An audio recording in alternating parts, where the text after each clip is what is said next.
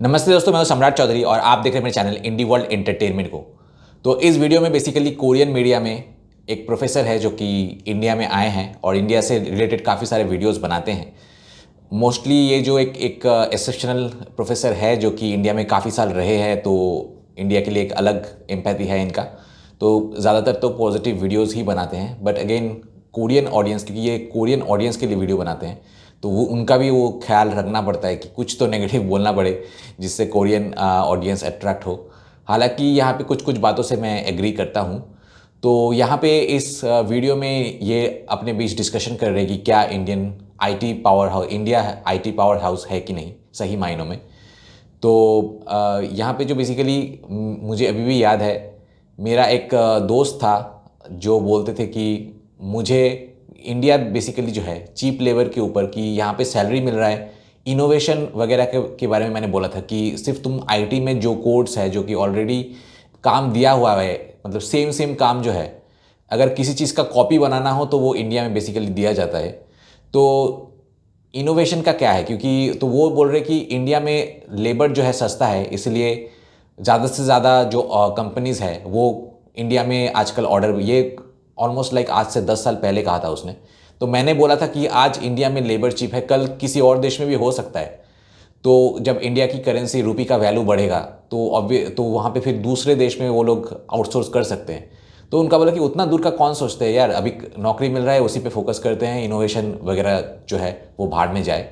तो ये तो आज नहीं तो कल होना ही था। और यहाँ पे सरकार भी जो है, सरकार भी उस टाइप की मेंटलिटी, क्योंकि सरकार भी अगर एडुकेटेड हो, प्रॉपरली इनोवेशन पे ध्यान दिया जाए तो वो उस पे फोकस होना चाहिए। जब एक साइड में हम लोग ऑलरेडी आईटी से, इंडस्ट्री से अच्छा कमा रहे थे, तो उस टाइम पे इनोवेशन में भी फोकस करना था, जो कि सरकार, लोग, कंपनीज करने थे। बट शॉर्ट साइटेडनेस जिसको कहते हैं, इसी शॉर्ट साइटेड पॉलिसी से कभी भी लॉन्ग टर्म गेंस नहीं मिलता है।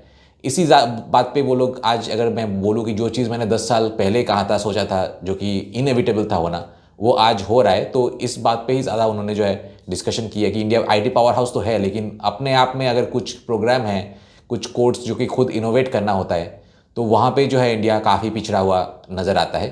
तो चलिए पहले वीडियो देखते हैं, उसके बाद काफ़ी सारे कमेंट्स भी पढ़ेंगे। So let's start.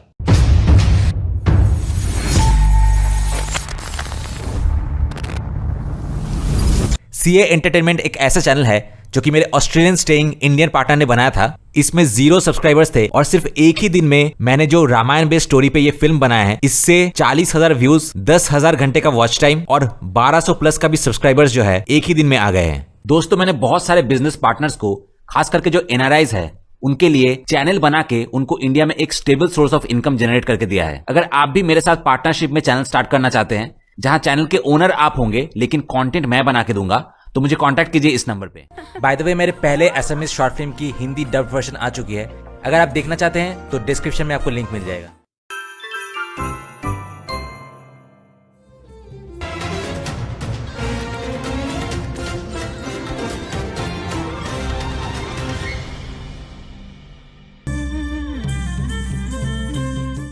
강성용의 남아시아 हाँ, ये है कांग सुंग योंग का साउथ एशिया इनसाइड। हम ज्यादा नहीं जानते, लेकिन हमेशा कुछ देश ऐसे होते हैं जिनके बारे में जिज्ञासा और जानने की इच्छा रहती है। अब समय है उन्हें गहराई से समझने का। आज सियोल नेशनल यूनिवर्सिटी के एशियन रिसर्च इंस्टीट्यूट के साउथ एशिया सेंटर के साथ, आइए इनमें से एक देश के बारे में सुनते हैं।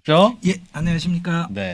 हम इंडिया की कहानी सुनने जा रहे हैं। क्या इस बार हमने इसके बारे में बहुत कुछ नहीं किया है? क्या आपने इंडिया में कई घंटे पढ़ाई नहीं की है? हाँ, इसे हिंदी या अंग्रेजी में बदलकर हम भारत को और अच्छे से देख और समझ सकते हैं। आपको कैसा लग रहा है? खासकर आपको यह सोचना होगा क्योंकि उसने कॉलोनियल रूल का अनुभव किया है। जब आप उस इतिहास को नजरअंदाज करने की सोचते हैं तो जो रोष महसूस होता है वो बहुत गहरा होता है। इसे नजरअंदाज नहीं किया जा सकता। अब कोरिया के पास भी अपनी सोचने लायक इतिहास है, ठीक है।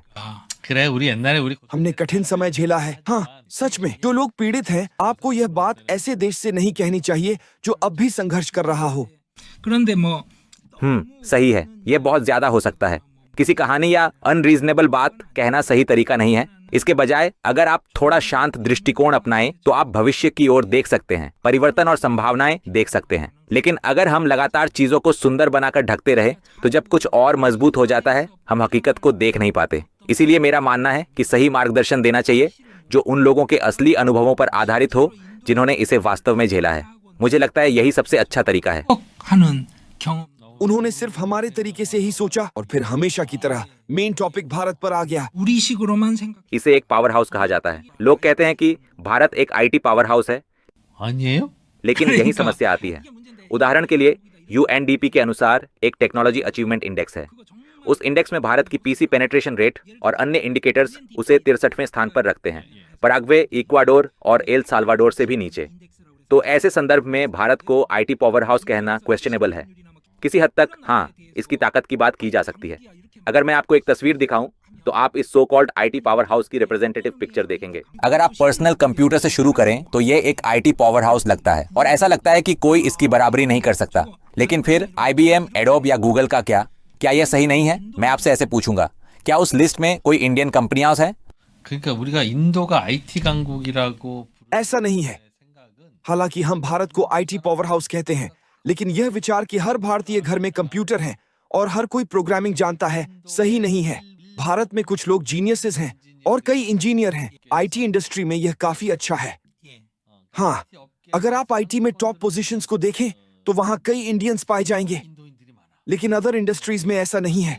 आज मैं इंडियन आईटी इंडस्ट्री के हिस्टोरिकल कॉन्टेक्स्ट के बारे में थोड़ा बात करना चाहता हूं। मैं ये देखने की कोशिश कर रहा हूं कि यह इस तरह विकसित हुआ कि इसकी तारीफ की जाए। सच है कि यह किसी अत्यधिक नकारात्मक कहानी की तरह नहीं है, लेकिन हाँ, एक कॉन्टेक्स्ट है जो बताता है कि स्थिति ऐसी क्यों है। मैं इसे शेयर करना चाहता हूँ, फिर शायद हर व्यक्ति अपने लिए तय कर सकता है कि यह सक्सेस है या प्रॉब्लम। आप खुद इसका निर्णय कर सकते हैं। फिर भी भारत में उस स्तर की कोई बड़ी आईटी कंपनी नहीं है।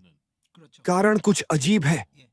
뭐 오해하실까봐 TCS라고 그래서 हाँ, इसे TCS कहा जाता है। इंडियन आईटी कंपनियां जैसे टाटा कंसल्टेंसी, इन्फोसिस, विप्रो और LG CNS विश्व स्तर पर कॉम्पिटिटिव बन गई हैं, मुख्य रूप से कीमत की कॉम्पिटिटिवनेस की वजह से। लेबर सस्ती है जिससे उनके सेवाएं कॉस्ट इफेक्टिव बनती हैं, हालांकि तकनीकी रूप से बेहतर नहीं है। सुंदर पिचाई जैसे लोगों के लिए अमेरिका में पढ़ाई के दौरान रिसोर्सेज का अंतर दिखा। उन्होंने देखा कि तकनीक का मुक्त उपयोग करना कितना संभावनाओं से भरा है, जिसने उसके अवसरों की समझ को आकार दिया। मुश्किल परिस्थितियों में भी कुछ लोग अपने अनुभवों से सफलता पाते हैं। उदाहरण के लिए सुंदर पिचाई बैलेंस्ड और हार्ड वर्किंग दिखते हैं। उन्हें अपना काम पसंद है और वे तकनीक का इस्तेमाल आसानी से कर सकते हैं। उनकी सफलता अमेरिकी कैपिटलिस्ट सिस्टम में अच्छे से ढलने की वजह से है। कुछ भारतीयों के भी ऐसे अनुभव हैं। जीनियस पर हिस्टोरिकल और कल्चरल फैक्टर्स असर डालते हैं, जैसे विज्ञान और कला, सोशल बैकग्राउंड और सिस्टम्स भी इसे प्रभावित करती है। बोलने वाले ने इसे सरल कहा और सवाल किया कि वास्तव में कितने लोग रिटायर होकर भारत लौटते हैं।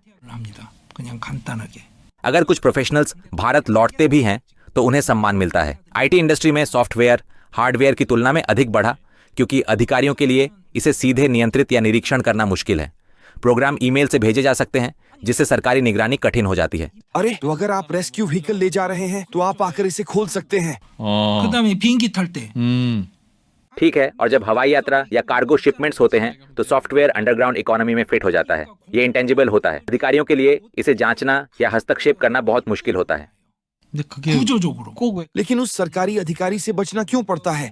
이 계획을 하고 거기에 맞춰서 산업을 육성을 하게 되면 भारत ने गवर्नमेंट इंटरफेरेंस कम रखा, लेकिन सेमीकंडक्टर इंडस्ट्री को रणनीतिक रूप से बढ़ावा दिया। हार्डवेयर पूरी तरह विकसित नहीं हुआ, लेकिन भारत ने सॉफ्टवेयर बेस्ड डिजाइन और कैपेबिलिटीज पर ध्यान दिया। अमेरिका की तरह लेबर फ्लेक्सिबिलिटी सुनिश्चित किया गया, जो इंडस्ट्री की बढ़त में महत्वपूर्ण साबित हुआ। 이라는 게 중요하잖아요. 프로젝트별로 사람들을 लोगों का तुरंत प्रोजेक्ट के लिए उपयोग किया जा सकता है और फिर उन्हें छोड़ दिया जाता है। 예전에 몇 번 인도에서 어떤 식으로 भारत में नियम हमेशा सख्त रहे हैं, जिससे लोगों को नौकरी पर रखना और मैनेज करना मुश्किल होता था, खासकर बिजली की कमी के दौरान। सॉफ्टवेयर का काम आसान था और इसे जोड़ना भी सरल था, जबकि हार्डवेयर के लिए लोगों को इकट्ठा करना, जमीन खरीदना और इंफ्रास्ट्रक्चर तैयार करना पड़ता था। 1984 से और खासकर 1991 के इकोनॉमिक लिबरलाइजेशन के बाद भारत की इकोनॉमी खुली। ये इसलिए भी हुआ क्योंकि सोवियत संघ ढह गया और भारत ने सोशलिस्ट क्षेत्र का खालीपन भरा। IMF समर्थन कड़े नियमों के साथ मिला। 1984 में राजीव गांधी के समय नीतियां बदल गईं और राज्य का उद्देश्य इंडस्ट्रीज को बचाने की बजाय बढ़ावा देना बना। अंग्रेजी अब भी प्रमुख भाषा बनी, जिसने जीवन और काम करने के तरीके को प्रभावित किया। 영어를 해서 사는 방식이 확정이 됐고 दूसरी बात, 1980 के दशक में सॉफ्टवेयर इंडस्ट्री में सरकारी हस्तक्षेप कम करने का लक्ष्य था। शुरुआत में सब कुछ सिविल सर्वेंट्स के नियंत्रण में था, जिससे नियम कानून लागू करना मुश्किल था। शिक्षा में निवेश करके भारत ने कुशल, सस्ता और हाई क्वालिटी वर्कफोर्स तैयार किया। 1990 के दशक की शुरुआत में आईटी बूम ने इंडियन प्रोफेशनल्स और अमेरिकी कंपनियों को आकर्षित किया, जो 12 घंटे के टाइम डिफरेंस का फायदा उठा सकती थीं। 1991 के बाद बाजार में स्वतंत्रता बढ़ी और विकास की राह खुली। आईटी अब बड़े शहरों के अलावा दूसरे शहरों जैसे बेंगलुरु, हैदराबाद, पुणे और कोयम्बटूर में भी फैली। राज्य ने प्राइवेट इंजीनियरिंग यूनिवर्सिटी की अनुमति दी, जिससे निवेश, सरल टैक्सेशन और परिवार में लीडरशिप का सक्सेशन आसान हुआ। 제일 좋겠네. 이사회 물려주면 그렇죠. 되니까. 예, 예. 그러면 그게 세금도 문제가 간단하고 좋아. 인도도 그랬어요? 뭐 이렇듯이 예. 이 사립 1980 के दशक में भारत ने शिक्षा पर ध्यान दिया, खासकर प्राइवेट इंजीनियरिंग कॉलेजों पर। इससे स्किल्ड वर्कफोर्स तैयार हुए, जिनकी सैलरी ने महंगी फीस होने के बावजूद छात्रों को आकर्षित किया। कम पब्लिक इंस्टीट्यूट्स और मेहनती वर्कर्स की वजह से भारत की सॉफ्टवेयर इंडस्ट्री को ज्यादा इंफ्रास्ट्रक्चर की जरूरत नहीं थी। सिर्फ एक बिल्डिंग और बेसिक कनेक्टिविटी काफी थी। ये शिक्षा प्रधान रणनीति 1990 के दशक के सॉफ्टवेयर बूम में सफल रही, जिससे भारत ने जल्दी अवसरों का फायदा उठाया और तकनीक और टैलेंट पर ध्यान केंद्रित किया। 하다 보니까 이게 딱 이빨이 맞아 떨어지면서 된 거죠. ये एक ऐसा इंडस्ट्री है जो इस तरह विकसित हुआ क्योंकि इसे सब कुछ सबसे सस्ते तरीके से करना पड़ा। 그렇게 그러시네요. 된 거죠. 예. 그런데 그때 IT 붐이 너무너무 무서웠던 거예요. यही हुआ, लेकिन आईटी बूम बेहद तीव्र था। सिटी ग्रुप, मोटोरोला और टेक्सास इंस्ट्रूमेंट जैसी कंपनियों को अपने सिस्टम बनाने के लिए भारी मैन पावर की जरूरत थी। समस्या यह थी कि सॉफ्टवेयर कंपनियों को नियंत्रित करना फैक्ट्रियों की तुलना में कठिन था, क्योंकि फैक्ट्रियां भौतिक होती हैं और उन्हें नियंत्रित करना आसान नहीं होता है। 1991 से 1996 के बीच भारत का सॉफ्टवेयर इंडस्ट्री हर साल 52% की स्टैगरिंग रेट से बढ़ा। 52%라는 건 와. और फिर इसका मतलब है कि वहाँ बहुत सारी संभावनाएं थीं। सही है। 그러니까 이제 마이크로소프트, 구글 हम अब माइक्रोसॉफ्ट, गूगल और अमेजन भी भारत में आए हैं। इसीलिए इन्फोसिस और टीसीएस जैसी भारतीय कंपनियां भी बढ़ी। लेकिन यहाँ एक और ऐतिहासिक बात है, 1978 में आईबीएम भारत में था। क्यों? आईबीएम वहाँ अपने तरीके से ह्यूमन रिसोर्सेज का उपयोग कर रहा था। अब आप ऐसा नहीं कर सकते, लेकिन पुराने आईबीएम IBM은 이건 뭐 그냥 올마이티가 아시죠? 그냥 그렇죠. 그렇죠. 지금 뭐 हाँ, अब अगर गूगल और माइक्रोसॉफ्ट मिलकर आए तो यह आईबीएम के ट्रेडमार्क जैसा है। उसी तरह जीना मुश्किल था। उस समय यह सबसे अच्छी नौकरी थी। लेकिन तब भारत में फॉरेन एक्सचेंज मैनेजमेंट लॉ पास हुआ। सभी विदेशी कंपनियों को 2 साल के भीतर अपनी हिस्सेदारी 40% तक घटानी थी। भले ही पार्टनर ज्यादा लेना चाहे, उन्हें माइनर शेयर होल्डर रहना पड़ा। आप मेजर शेयर होल्डर नहीं बन सकते थे। अब इंडियन गवर्नमेंट ने इसे बदल दिया है, जिससे अन्य विदेशी कंपनियों को ज्यादा सुविधा मिली।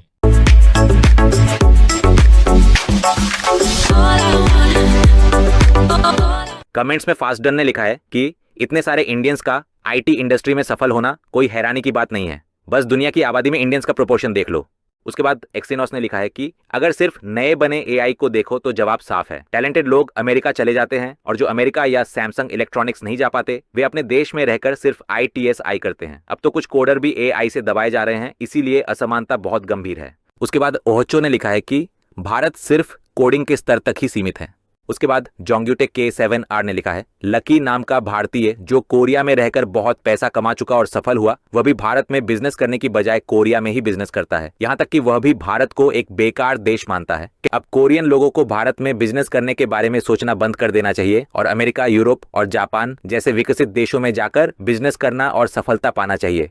इसके रिप्लाई में लिखा है कि जैसा कि तूने कहा, लकी कोरिया में काफी अच्छे पैसे कमाता है और सफल भी है, तो स्ट्रेटेजिकली लॉजिकल बेस वाले बिजनेस को वह कोरिया में ही चलाएगा। और कोरियंस को सच में सिर्फ विकसित अर्थव्यवस्थाओं में ही बिजनेस करना चाहिए। उन्हें इन सब देशों जैसे south east Asia, south Asia, रूस, मिडिल ईस्ट, साउथ अमेरिका और अफ्रीका में बिजनेस नहीं करना चाहिए। सैमसंग को निकलने बोल दो, अच्छा होगा। उसके बाद योंग सुजिन ने लिखा है कि मैं ईमानदारी से प्रोफेसर कांग के लेक्चर अटेंड करता हूं, लेकिन मुझे बिल्कुल भी इंडियन से मेल जोल रखने की इच्छा नहीं है। भारतीय मूल रूप से बुरे लोग नहीं हैं और उनका एक ऐतिहासिक और सांस्कृतिक बैकग्राउंड भी है, लेकिन उनके साथ काम करने पर इंसानियत पर शक होने लगता है। इसमें कोई आश्चर्य नहीं कि हमारे प्रवासी मजाक में कहते हैं कि इंसबांग ग्रुप से दूर रहना जीवन का सबसे बड़ा आशीर्वाद है। इसके रिप्लाई में पिस्सू पहलवान ने लिखा है, ये दोनों तरफ से होता है। कोरियाई लोगों को रेसिस्ट और अच्छे न होने वाले लोग समझा जाता है। ये सही नहीं है क्योंकि हर कोरियाई ऐसा नहीं होता। इसके रिप्लाई में JS Not -1-3 ने लिखा है कि लेकिन तुम्हारे बिग ऑर्गेनाइजेशन के बॉस तो ऐसा नहीं सोचते। उसके बाद जोसेon सीधे ऑनरोन जोबो ने लिखा है, अगर ध्यान से सोचो तो दुनिया के ज्यादातर IT लीडर भारतीय ही लगते हैं। इसके रिप्लाई में लिखा है कि इससे पता चलता है आपकी जनरल नॉलेज कितनी कमजोर है। भारत सिर्फ कोडिंग ही नहीं करता, हम ऑटोमोबाइल बनाते हैं, दवाइयां प्रोड्यूस करते हैं, पेट्रोलियम प्रोडक्ट्स बनाते हैं और हम दुनिया के 90% रफ GMs को महंगे डायमंड्स में बदलते हैं। साथ ही दुनिया के 50% GCC का काम करते हैं। इसे चावल के सबसे बड़े निर्यातक होने के साथ और भी बहुत कुछ करते हैं। आखिर में इन्वेस्टर ने लिखा है कि मैं प्रोफेसर कांग सुंग योंग के असीम ज्ञान और रोचक व्याख्याओं से पूरी तरह मोहित हो गया। भारत एक रहस्यमय देश है जिसमें क्षमता भी है और सीमाएं भी। अंत में ये कहूंगा कि इस वीडियो पर असली कमेंट्स बहुत कम थे जो टॉपिक से संबंधित हों। बाकी प्रोफेसर के महानता पर ही कमेंट्स थे। सभी इस पर बहुत ज्यादा विश्वास करते हैं।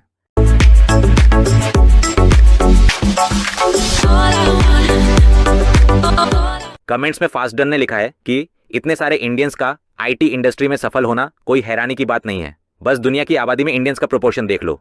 उसके बाद एक्सिनोस ने लिखा है कि अगर सिर्फ नए बने AI को देखो तो जवाब साफ है। टैलेंटेड लोग अमेरिका चले जाते हैं और जो अमेरिका या सैमसंग इलेक्ट्रॉनिक्स नहीं जा पाते वे अपने देश में रहकर सिर्फ ITSI करते हैं। अब तो कुछ कोडर भी AI से दबाए जा रहे हैं, इसीलिए असमानता बहुत गंभीर है। उसके बाद ओहोचो ने लिखा है कि भारत सिर्फ कोडिंग के स्तर तक ही सीमित है। उसके बाद जोंग्यूटे K7R ने लिखा है, लकी नाम का भारतीय जो कोरिया में रहकर बहुत पैसा कमा चुका और सफल हुआ, वह भी भारत में बिजनेस करने की बजाय कोरिया में ही बिजनेस करता है। यहाँ तक कि वह भी भारत को एक बेकार देश मानता है। कि अब कोरियन लोगों को भारत में बिजनेस करने के बारे में सोचना बंद कर देना चाहिए और अमेरिका, यूरोप और जापान जैसे विकसित देशों में जाकर बिजनेस करना और सफलता पाना चाहिए। इसके रिप्लाई में लिखा है कि जैसा कि तूने कहा लकी कोरिया में काफी अच्छे पैसे कमाता है और सफल भी है, तो स्ट्रेटेजिकली लॉजिकल बेस वाले बिजनेस को वह कोरिया में ही चलाएगा और कोरियंस को सच में सिर्फ विकसित अर्थव्यवस्थाओं में ही बिजनेस करना चाहिए। उन्हें इन सब देशों जैसे south east Asia, south Asia, रूस, मिडिल ईस्ट, साउथ अमेरिका और अफ्रीका में बिजनेस नहीं करना चाहिए। सैमसंग को निकलने बोल दो, अच्छा होगा। उसके बाद योंग सुजिन ने लिखा है कि मैं ईमानदारी से प्रोफेसर कांग के लेक्चर अटेंड करता हूं, लेकिन मुझे बिल्कुल भी इंडियन से मेल जोल रखने की इच्छा नहीं है। भारतीय मूल रूप से बुरे लोग नहीं हैं और उनका एक ऐतिहासिक और सांस्कृतिक बैकग्राउंड भी है, लेकिन उनके साथ काम करने पर इंसानियत पर शक होने लगता है। इसमें कोई आश्चर्य नहीं कि हमारे प्रवासी मजाक में कहते हैं कि इंसबांग ग्रुप से दूर रहना जीवन का सबसे बड़ा आशीर्वाद है। इसके रिप्लाई में पिस्सू पहलवान ने लिखा है, ये दोनों तरफ से होता है। कोरियाई लोगों को रेसिस्ट और अच्छे न होने वाले लोग समझा जाता है। ये सही नहीं है क्योंकि हर कोरियाई ऐसा नहीं होता। इसके रिप्लाई में JS Not -1-3 ने लिखा है कि लेकिन तुम्हारे बिग ऑर्गेनाइजेशन के बॉस तो ऐसा नहीं सोचते। उसके बाद जोसेon सीधे ऑनरोन जोबो ने लिखा है, अगर ध्यान से सोचो तो दुनिया के ज्यादातर IT लीडर भारतीय ही लगते हैं। इसके रिप्लाई में लिखा है कि इससे पता चलता है आपकी जनरल नॉलेज कितनी कमजोर है। भारत सिर्फ कोडिंग ही नहीं करता, हम ऑटोमोबाइल बनाते हैं, दवाइयां प्रोड्यूस करते हैं, पेट्रोलियम प्रोडक्ट्स बनाते हैं और हम दुनिया के 90% रफ GMs को महंगे डायमंड्स में बदलते हैं। साथ ही दुनिया के 50% GCC का काम करते हैं। इसे चावल के सबसे बड़े निर्यातक होने के साथ और भी बहुत कुछ करते हैं। आखिर में इन्वेस्टर ने लिखा है कि मैं प्रोफेसर कांग सुंग योंग के असीम ज्ञान और रोचक व्याख्याओं से पूरी तरह मोहित हो गया। भारत एक रहस्यमय देश है जिसमें क्षमता भी है और सीमाएं भी। अंत में ये कहूंगा कि इस वीडियो पर असली कमेंट्स बहुत कम थे जो टॉपिक से संबंधित हों। बाकी प्रोफेसर के महानता पर ही कमेंट्स थे। सभी इस पर बहुत ज्यादा विश्वास करते हैं।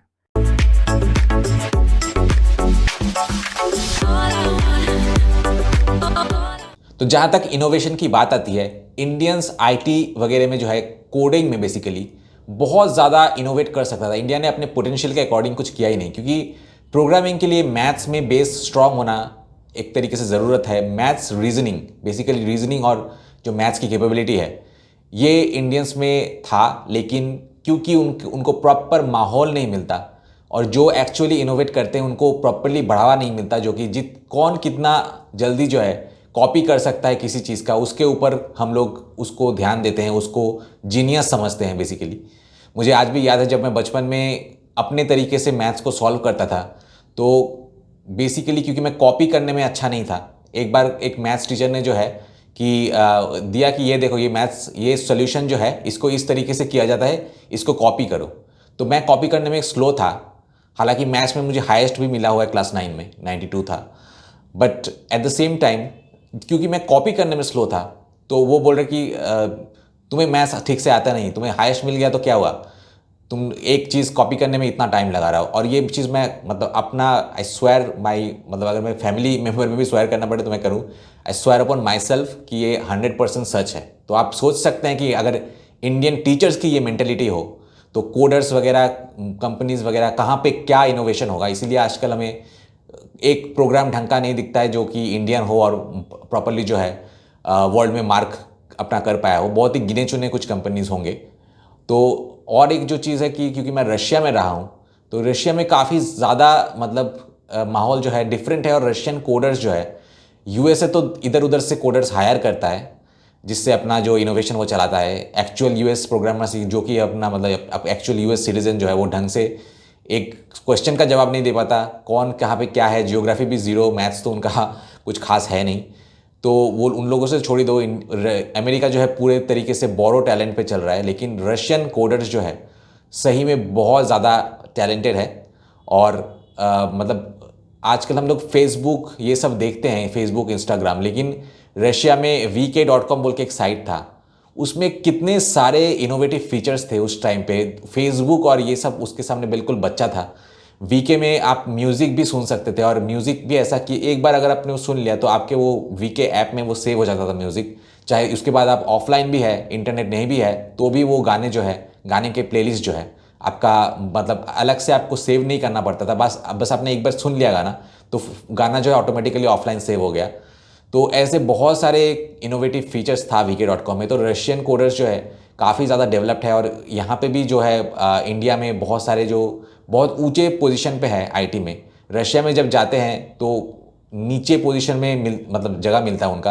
एट द सेम टाइम बहुत सारे ऐसे लोग हैं जो कि रीजनिंग और स्किल्स में बहुत अच्छे हैं, इनोवेशन में अच्छे हैं, तो उनका आईटी एक्सपीरियंस चाहे कम भी हो और वो नीचे पोस्ट में भी था, किसी किसी को आईटी एक्सपीरियंस भी नहीं था, लेकिन रशिया में जाके वो इनोवेटिव माहौल जो इनोवेशन का माहौल जो है कि यहाँ पे आपको कॉपी नहीं करना है, अपना कुछ देना है, उस माहौल में वो लोग बहुत हायर पोस्ट में जो है जॉब मिलता है। तो ऐसा रशिया में बहुत सारा होता है कि जो कि इंडिया में हाई पोजीशन है वो रशिया में जाकर लो पोजीशन मिलता है, जो कि इंडिया में लो पोजीशन है बट इनोवेटिव है वो उनको रशिया में हाई पोजीशन मिलता है।